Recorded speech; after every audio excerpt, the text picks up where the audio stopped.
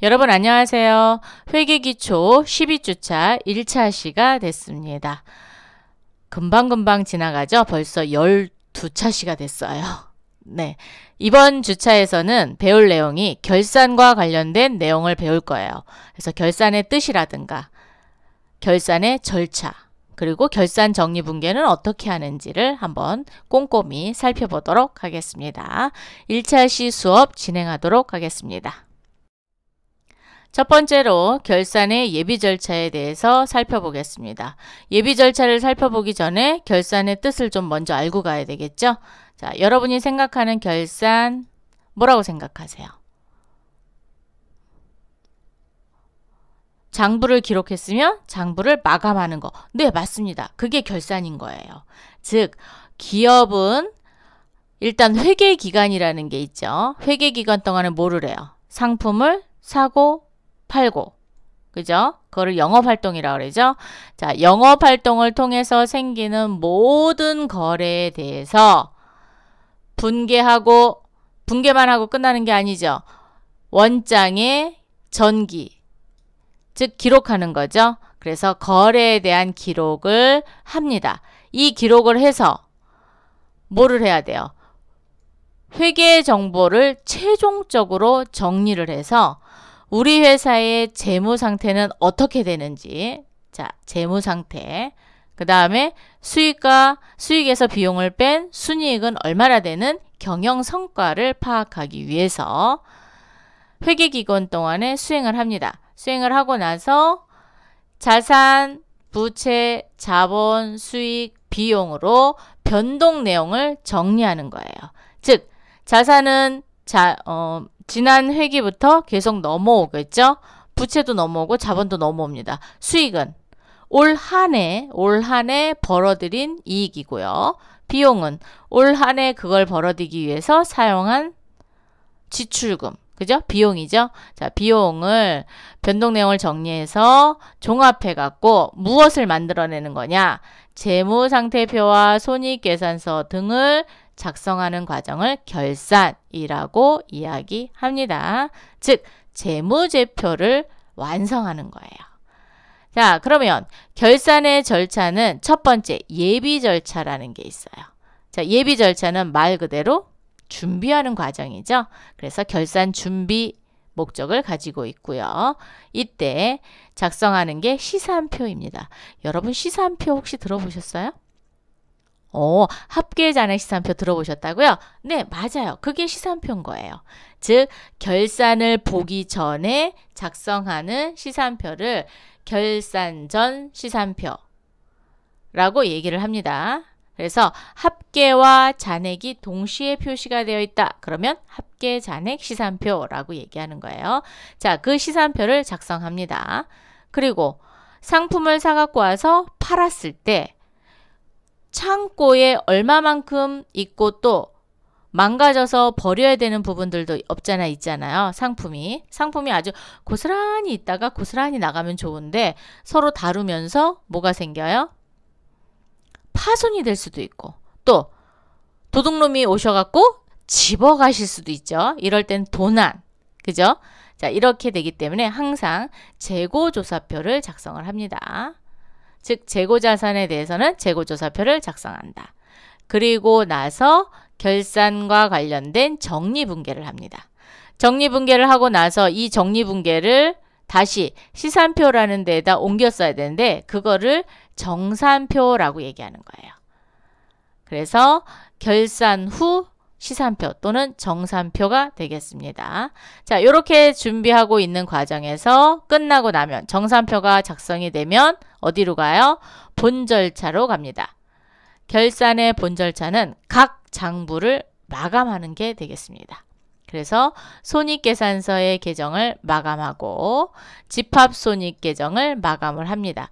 집합손익 계정을 마감하는 이유는 수익과 비용은 내년도로 넘어가지 않거든요. 그래서 그거를 집합손익이라는 계정에 몽땅 다 몰아서 정리를 하는 거예요. 그거를 집합손익 계정 마감이라고 이야기합니다. 그리고 재무상태표 계정을 마감을 해야죠. 재무상태표 마감하고 2월 시산표, 즉 내년도로 넘기는 시산표를 또 작성을 합니다. 그래서 2월 시산표라는 걸 작성을 하고요. 그리고 보조부. 자, 장부에는 주요부가 있고 보조부가 있죠. 그래서 보조장부를 마감을 하게 됩니다. 그래서 보조장부에는 뭐 현금 출납장이라든가 또 매출장, 매입장 이런 게 보조장부로 들어가죠. 그래서 그런 거 마감합니다. 그래서 장부의 마감은 본 절차에서 하는 거다. 자, 본 절차가 끝나고 나면 최종적으로 결산에 대해서 보고서를 작성합니다. 자, 보고서 작성. 보고서 작성은 재무제표의 작성이 되겠습니다. 재무제표. 여러분, 재무제표 5가지 종류 있었죠? 자, 뭐였죠? 재무상태표. 네. 그리고 또 손익계산서. 또 뭐 있었죠? 현금의 흐름을 알 수 있는 현금 흐름표.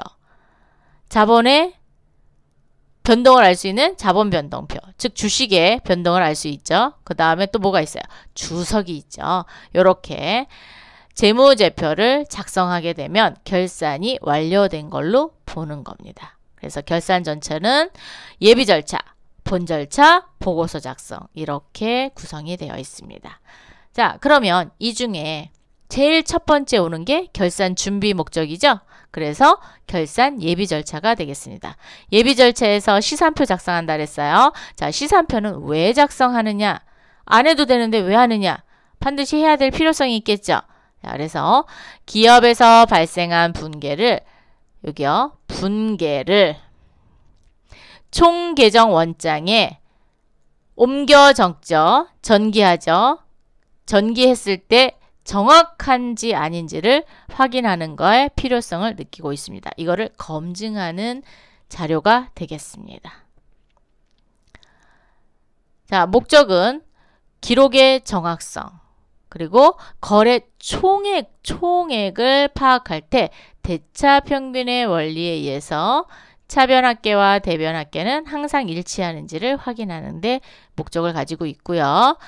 예비 절차로 인해서 대략적인 재무 상태와 경영 성과를 파악할 수 있어요. 즉, 결산 보고서가 작성하기 전에 어느 정도 우리 회사의 재무 상태와 경영 성과가 얼마나 되는지 파악할 수 있습니다.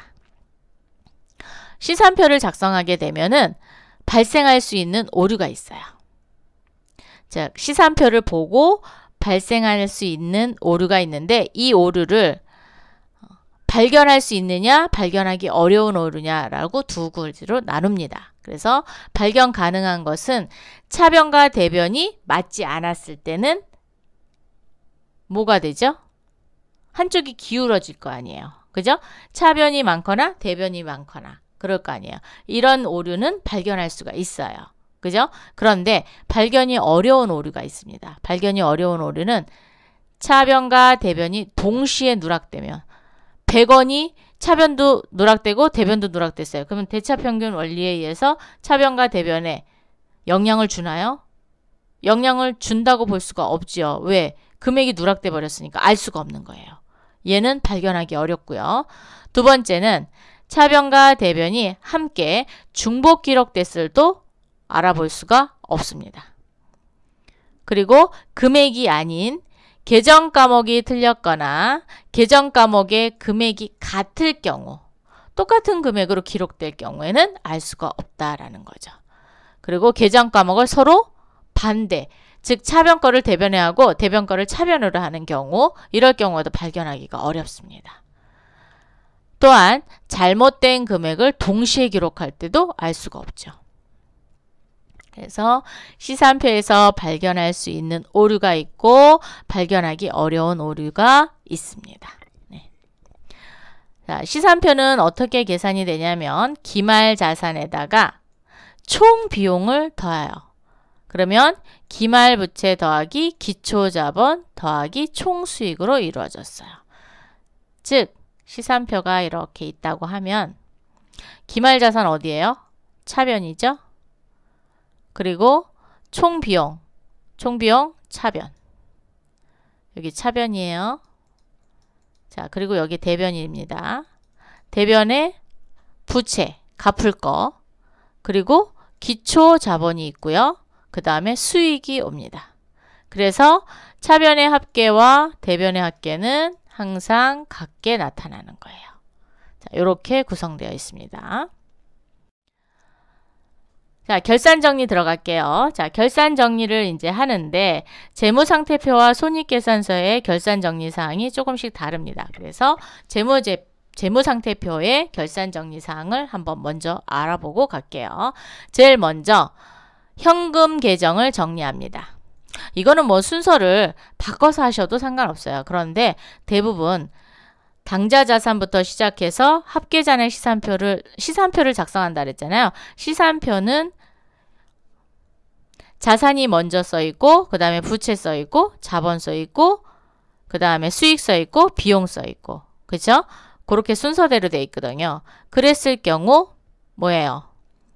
유동성이 높은 게 위로 올라가죠. 그래서 현금이 제일 먼저 올라오는 거예요. 그래서 그 상태로 되어 있기 때문에 현금 계정을 제일 먼저 정리하게끔 되어 있어요. 그래서 요거는 뭐 순서를 바꿔도 상관없다라고 얘기했으니까 그런데 될 수 있는 한 순서대로 작성을 하셔야 빠뜨리지 않고 결산 정리 사항을 완벽하게 할 수 있잖아요. 그래서 순서대로 하는 겁니다. 첫 번째, 현금 계정의 정리. 기말에 결산했을 때 남아있는 현금 과부족이라는 계정이 있어요. 자, 현금 과부족이라는 건 무슨 과정이에요? 임시 계정이에요. 임시 계정이라는 건 잠시 사용하는 계정이죠. 이 임시 계정을 결산에서는 계정 과목으로 나타나면 안 됩니다. 그래서 이거를 몽땅 다 정리해 줍니다. 자, 그래서 기말 결산 시 남아있는 현금 과부족이 있다. 자, 현금 과부족이 있는데 현금 과부족 잔액이 차변에 있다. 그러면 손실을 보는 거예요. 즉 현금이 부족한 겁니다. 그래서 차변의 잡손실, 대변의 현금 과부족으로 이렇게 수정 분계를 하는 거예요. 차변에 있는 거 없애려면 어디로 가요? 대변으로 가죠. 그래서 대변의 현금 과부족하고 대신 원인을 알 수 없는 거예요. 현금이 나간 거를. 그래서 잡손실로 처리하고요. 현금 과부족이 이번엔 대변에 있어요. 자, 대변에 있으니까 현금이 남아 도는 거죠. 그랬을 때 이익이죠. 그래서 대변에 있던 현금 과부족 차변으로 와서 차변의 현금 과부족 대변에 잡이익 처리하는 겁니다. 얘는 현금 과부족이 아직까지 결산까지 남아 있을 때 이야기고요. 두 번째는 기말 결산날. 대부분의 결산은 12월 31일, 즉 1월 1일부터 12월 31일까지 영업을 했다라고 하면 12월 31일 날 결산을 봅니다. 왜? 1회계년도는 1년을 초과할 수 없으니까. 그래서 대부분의 회사들은 12월 31일입니다. 자, 12월 31일 날 현금에 있는 장부, 즉 현금 출납장과 금고에 있는 현금을 확인해 봤어요. 그랬더니 차이가 나는 거예요. 그 차이가 났을 때 그 차액만큼만 자, 실제 금액이 많다. 그러면 장부를 그만큼 늘려줘야 되죠. 그래서 차변에 현금이 들어오는 거고요. 대변에 잡이익 처리합니다. 이번에는 실제액이 장부액보다 작아요. 그럼 장부를 그만큼 줄여줘야 되죠. 그래서 현금을 내보내야 됩니다. 그래서 대변에 현금, 차변에 잡손실 처리하는 거고요. 단기 매매증권 평가입니다. 단기 매매증권 평가는 유가증권에 대해서는 기말 현재 공정가치로 평가하게끔 되어 있어요. 뭘로요? 공정가치. 즉 주식시장에서 거래되고 있는 금액으로 평가를 하라라고 했어요. 그래서 내가 가지고 있는, 즉 보유하고 있는 단기 매매증권의 장부가액과 결산일 현재 시장 공정가치가 서로 다를 수 있죠. 그 다른 거의 차액을 평가 이익과 평가 손실로 분계를 하는 거를 단기 매매증권 평가라고 합니다. 자, 보세요. 공정가치, 즉 시장가치나 종가입니다. 자, 공정가치와 장부가액을 비교했는데 공정가치가 많아요. 자, 그러면 이렇게 해봅시다. 공정가치가 100원이고요. 장부가치가 90원이에요. 얼마만큼? 10원만큼 공정가치가 크죠. 그래서 차변의 단기 매매증권 10원, 대변의 단기 매매증권 평가이익 10원입니다. 평가. 이건 사고 파는 게 아니기 때문에 처분이익과 처분손실이 나오는 게 아니라 평가한 거예요. 그래서 평가이익인 겁니다. 이번에는 공정가치가 80원이고요. 장부가액이 100원이라고 합시다. 100원. 그러면 얼마만큼? 20원만큼 장부가액이 많죠. 그럼 장부가액을 줄여줘야 되죠. 그래서 차변의 단기 매매증권 평가 손실 받죠. 그래서 20원. 대변의 단기 매매증권 20원 줄여주는 거예요. 그러면 20원 줄여줬으니까 2번의 장부가액은 얼마가 되는 거예요? 80원이 되는 겁니다. 단기 매매증권의 장부가액은 80원으로 내리는 거예요. 네. 자, 이렇게 되고 매출채권에 대해서는 대손충당금 설정하게 돼 있죠. 자, 매출채권에 대해서 매출채권 뭐하고 뭐요? 그렇죠. 외상매출금 받으러옴에 대해서 대손을 예상률을 곱해서 하는 건데 대손충당금 잔액이 있다. 그러면 그거 빼고 설정하죠. 네. 자, 그래서 대손 예상액과 대손 충당금이 똑같다. 그러면 분개할 필요 없죠. 자, 대손 예상액이 자, 그럼 이렇게 해봅시다. 대손 예상은 100원, 충당금이 100원이 있어요. 그러면 분개를 할 필요가 없죠. 예산액이 100원인데 충당금이 90원 있습니다. 그럼 얼마만큼? 100원을 대손 충당금을 100원을 만들어야 돼요. 근데 90원이 있어요. 그러면 얼마만큼만? 10원만큼만 설정하면 되죠. 그래서 차변의 대손 삼각비 10원, 대변의 대손 충당금 10원. 이렇게 해서 대손 충당금 잔액이 얼마를 만들었어요? 100원을 만들었어요. 자, 세 번째는 예산액이 대손 충당금보다 작을 경우에요. 자, 대손 충당금이 100원입니다. 100원인데 대손 계산된 대손 예상액은 90원이라고 합시다. 자, 90원. 90원이면 90원만 대손 충당금 잔액이 있으면 되는데 100원인 거예요. 그러면 10원만큼 어떻게 해야 돼요? 다시 되돌려 받아야 되겠죠. 그래서 환입이라는 말을 쓰는 겁니다. 차변에 대손 충당금 10원, 대손 충당금 환입 10원. 그러면 3번의 대손 예상액은 총 90원만큼만 대손 충당금으로 축적이 되어 있는 거죠. 네. 자, 그래서 요 환입은 판매비와 관리비입니다. 영업 외 수익 아닙니다. 판매비와 관리비에 마이너스로 이렇게 표시합니다. 이거를 부의 표시라고 얘기하는데 판매비와 관리비에 이렇게 마이너스로 표시가 됩니다. 대손 충당금 환입은. 자, 이번에는 재고자산의 정리입니다.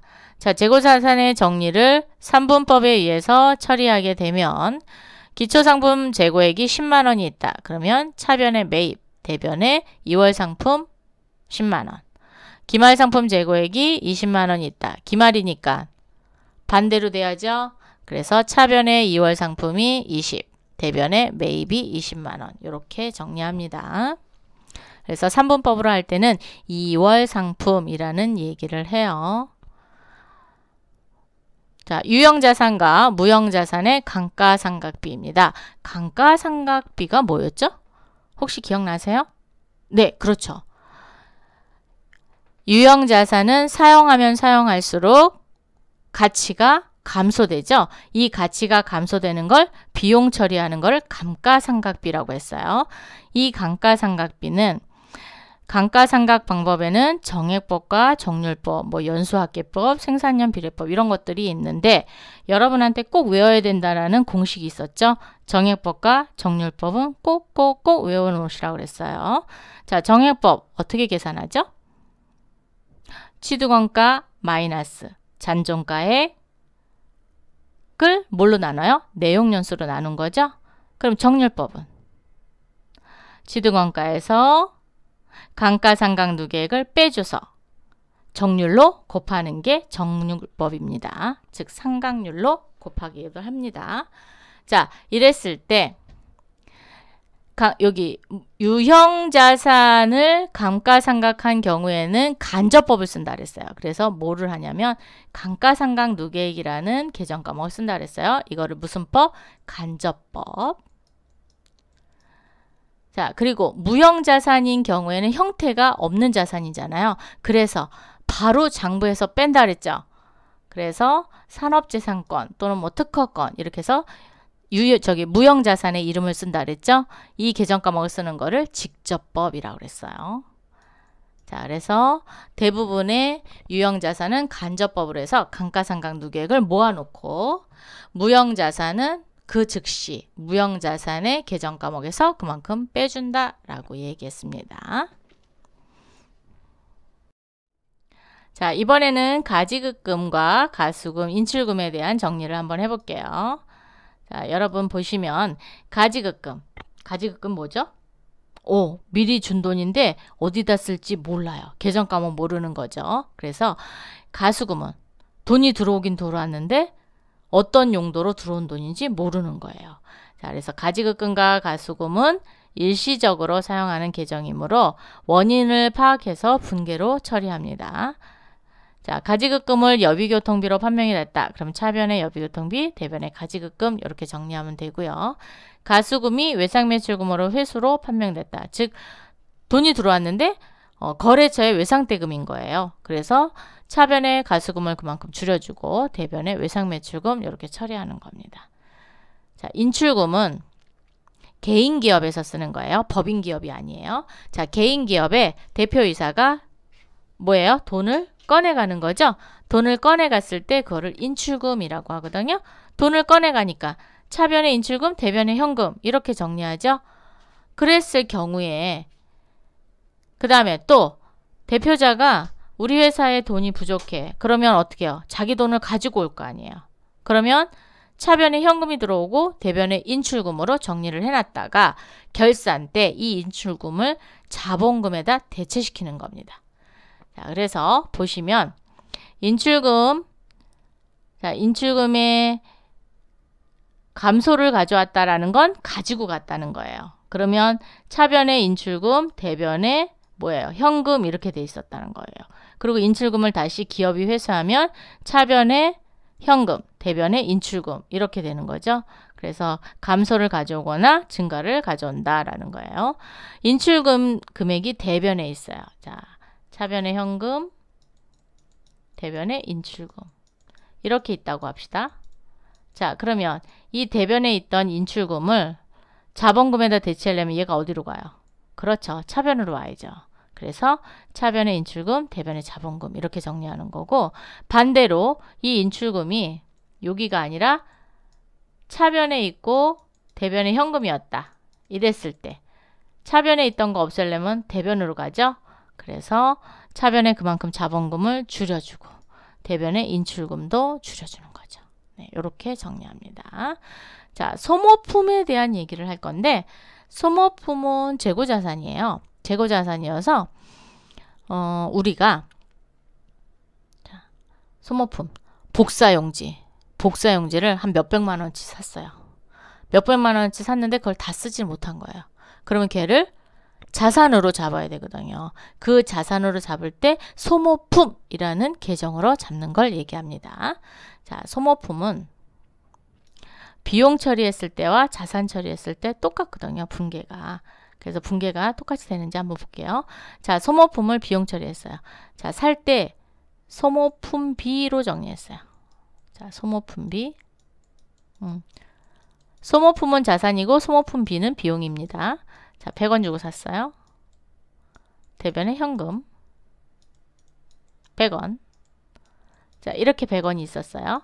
100원이 있는데 결산에 가서 조사를 해보니까 얼만큼이요? 재고조사를 했으니까 미사용액이 20원입니다.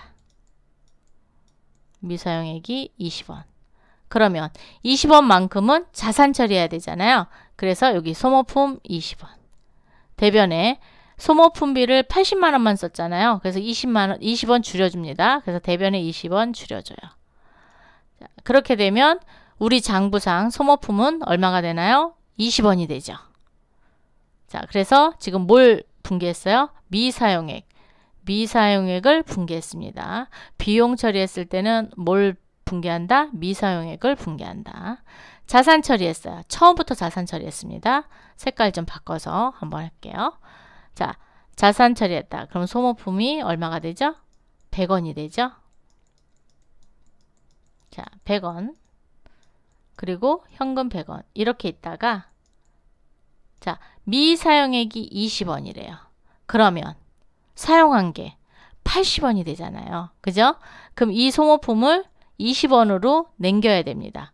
그러면 대변의 소모품, 여기 소모품 20원. 그리고 소모품 20원이 아니죠. 20원만큼 남기려면 80원만큼을 없애줘야 되죠. 그래서 차변의 소모품비가 80, 대변의 소모품이 80. 그러면 여기 자산 처리했을 때 소모품 가격은 얼마가 되냐? 100원에서 80원을 뺐습니다. 그럼 얼마만큼 남아요? 얘도 20원만큼 소모품이 남는 거죠. 장부상으로. 그죠? 그래서 소모품을 비용 처리하든 자산 처리하든 가격은 똑같다라는 거예요. 즉 재고 금액은 같다라는 거예요. 그래서 자산 처리했을 경우에는 사용액만큼만 비용 처리한다라는 겁니다. 그래서 비용 처리할 때는 미사용액을 분개하고 자산 처리했을 때는 사용액을 비용 처리한다라는 걸로 기억을 하시면 되겠습니다. 요거 여러분이 가장 많이 헷갈려 하시고 가장 어려워하시는 부분입니다. 자, 손익계산서 계정의 결산정리사항을 좀 살펴볼게요. 손익의 예상이 있고 이연이 있습니다. 자, 예상이라는 것은 아직 받아야 되는데 못 받은 거예요. 즉 2020년을 기점으로 봅시다. 자, 올해 2020년에 돈을 받았어야 되는데 거래처가 아직 안 준 거예요. 그래서 올해의 수익으로 잡는 거를 얘기합니다. 또는 올해의 비용으로 잡는 거예요. 자, 미수라는 건 아직 받지 않은 수익. 그래서 자산입니다. 미지급은 비용인데 아직 지급하지 않았어요. 그래서 부채입니다.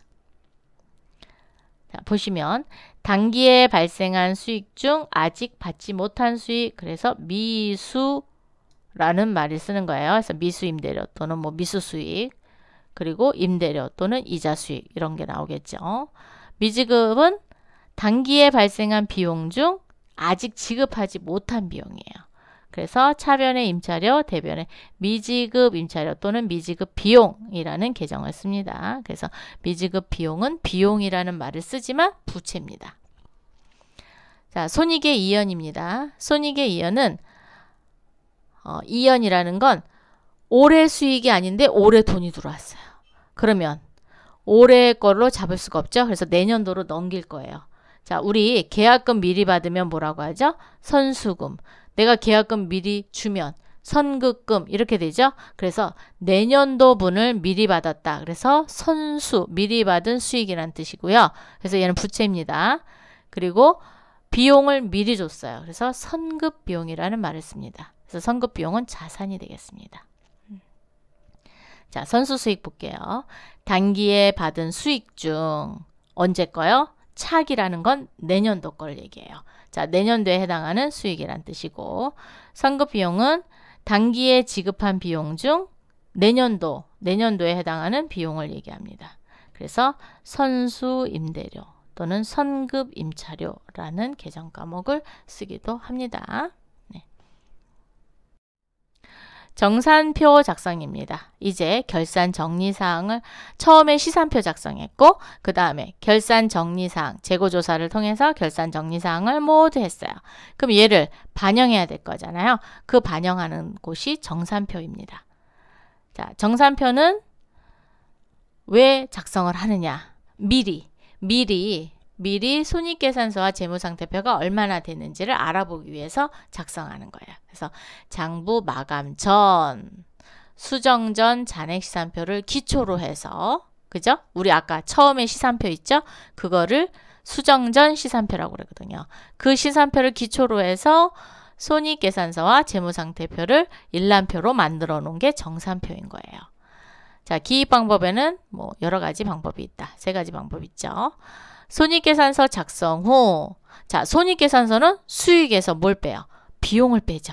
자, 총 수익에서 총 비용을 빼면 우리 회사의 요번 해에 일어나는 당기순이익이 있을 수 있지만 또 비용이 많으면 당기순 손실이 있겠죠. 자, 그래서 당기순이익과 당기순 손실을 재무상태표 개정에 대변의 당기순이익, 차변의 당기순 손실로 대체한다.